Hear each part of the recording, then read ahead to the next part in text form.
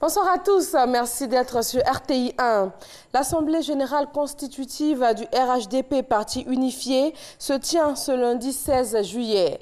C'est au palais de congrès du Sofitel Hôtel Ivoire que se retrouvent les partis membres du Rassemblement des oufouettistes pour la démocratie et la paix RHDP, le RDR, l'UPPC, l'UPC, le MFA et le PIT. Le président Alassane Ouattara est présent à cette Assemblée générale qui marque la création du Parti unifié.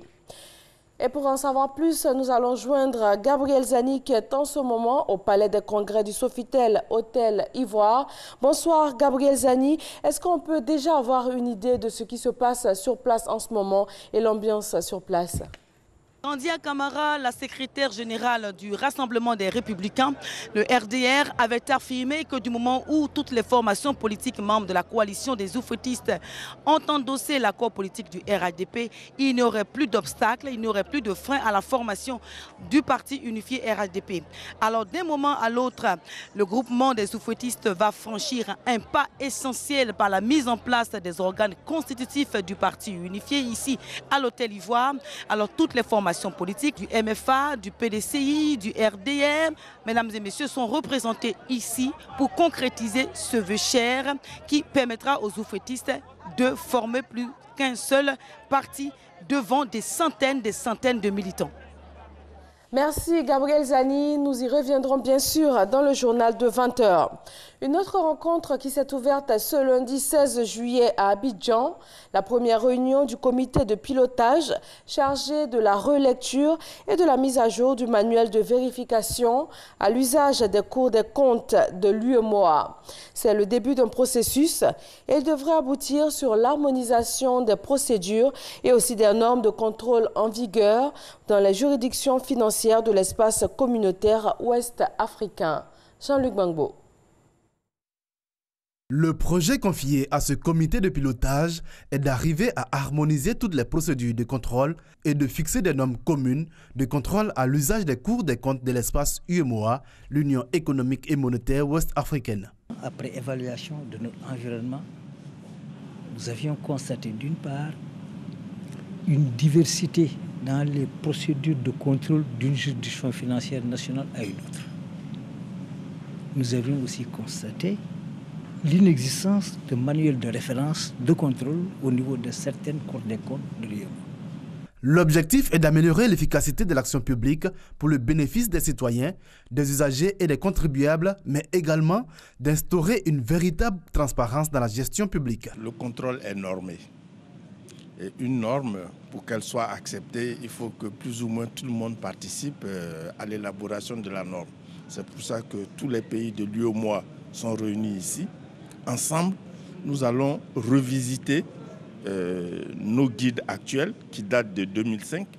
Donc il faut que nous nous asseyions ensemble pour voir comment nous allons contrôler de manière harmonieuse, de manière coordonnée la gestion des finances publiques.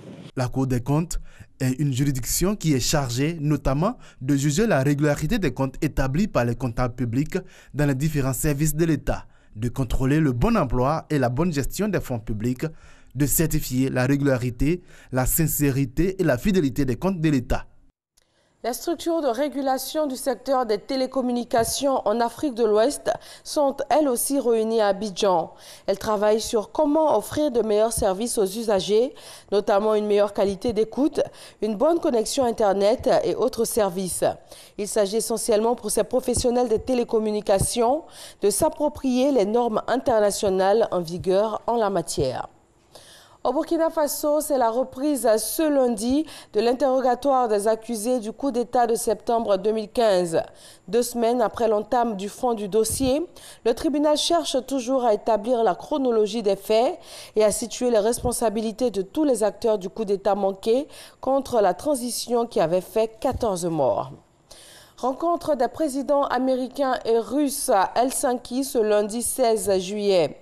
Un sommet historique censé adoucir les relations tendues entre les deux pays, qui sont aussi les deux premières grandes puissances nucléaires du monde. Donald Trump en est sorti content. Il a salué le très bon début de la rencontre en exprimant l'espoir d'aboutir à une relation extraordinaire. Et Vladimir Poutine lui a déclaré que le temps est venu de parler de leurs relations sur le fond.